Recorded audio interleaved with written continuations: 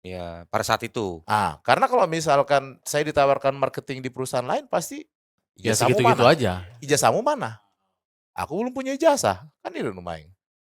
Ali ala nina hacitima rupani nagabi, berjuang iba di Jakarta, sampai ke level yang sekarang. Tapi by the way ya, kenapa Mhm. kalau saya nggak tahu kalau bukan orang selain orang Batak gitu ya, kenapa yang dikejar itu mengarantau orang Batak itu ke Jakarta?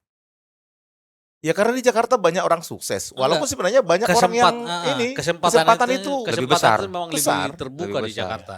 Ya itu tadi aku bilang sama Bro, di Medan aku ngelempar 50 lebih, nggak ada yang manggil.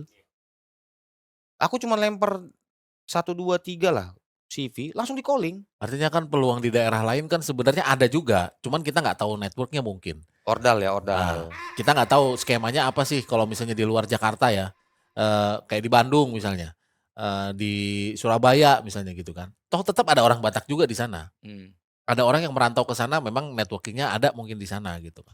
Tapi hampir semua mungkin larinya kalau bicaranya merantau ke Jakarta gitu. Ya karena udah duluan di Jakarta lebih banyak. Jadi kan kalau Gini, pada aku punya, suatu pemikiran dulu begini, kenapa saya mau balik dari Kalimantan ke Jakarta? Adong doi si Prabangun Margamana lu. Di Kalimantan? Di Kalimantan kan, tang tahap dia sudah Bang, mulak menuju Jakarta, iku kan. Marfu mau Jakarta ho, gudang pengangguran. Tapi dalam pikiranku, banyak pengangguran, tapi lebih banyak orang yang sukses di Jakarta daripada di Bontang. Makanya aku balik ke sini.